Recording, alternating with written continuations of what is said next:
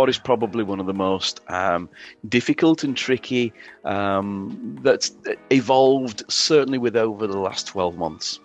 So it's complex as far as currently there are 7 different types of software platform available for the Ford Motor Company vehicles. So we have IDS for independent workshops. We have ETIS IDS, which have been used in the dealerships. There's also FJDS for those customers wanting to use pass-through for IDS. There's FDRS, GFDRS, PTS, SBDO. So that's quite a lot of different abbreviations and different bits of software to try and get your head round. Okay. Am I right in saying that some of these don't work in Europe? Some of these are US, and some of these are other platforms around the world. Some of them were designed for the European market, but they are managing to find their way over here into the UK. So they are opening up to UK independent workshops. Again, just to give that more level of access to the independent markets that haven't gone out and bought the genuine official tool, that want to again jump on board with pass-through.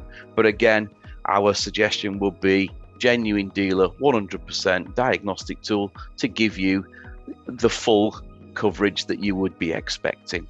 Plus, on top of all those different 7 types of software, there's also different website portals. So up until recently, basically Ford ETIS was the main portal for us for use here in the UK and Europe. But fairly recently, Ford issued a statement out to all users with their intent to do away with Ford ETIS and migrate that over to the Ford Service Info portal. That Ford Service Info portal is also the same portal that they use in the US under the Ford Motorcraft banner. So again, you can see that they're trying to move and migrate to one uniform platform, but split it out for the countries across the world. So yeah, quite complex in that. And again, still a lot of things going to be happening with Ford Motor Company, and a lot of things to keep an eye on.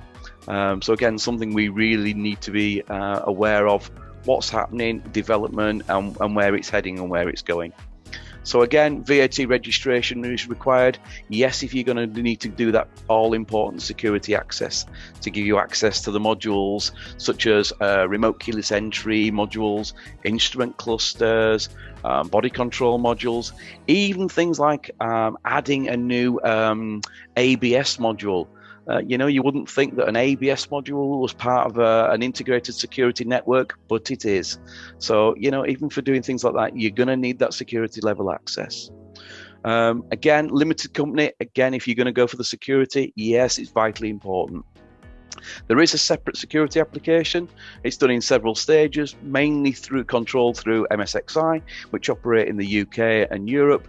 And again, there is a technical hotline available in Colchester, which they will charge for, and they charge in currency of hotline minutes, which you buy through the web portals. So again, there is an identity check that's going to be required for the security, so you will need to provide evidence of passport or driving license, etc. And again, with regards to premises check, there's no real premises check. However, we have seen instances where they do ask for public liability insurance up to £1 million. So again, you need to provide documentary evidence of public liability insurance. Again, trading as a mobile operator as well as a workshop, not an issue, not a problem. They don't really frown upon anybody who wants to be a mobile repairer. Again, emissions and tuning, a problem. So not that currently aware of, but again, with the introduction of CERMI, that will obviously introduce the restrictions that CERMI will bring. So that's likely that will take that effect on the emissions and tuning. Again, the typical time to complete an application, roughly it's nice and easy to get up and running for standard functionality. What do I mean by that? Standard functionality means anything with the exception of security, as I've just mentioned.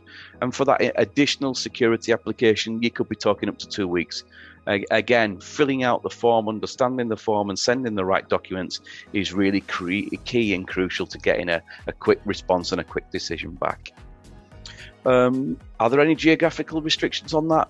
No. The security and software, again, are different dependent upon location. And again, not really seen any instances of customers that have been using the Ford logo. We've not really seen any instances and backlashes from that from customers that have been using them on websites and social media.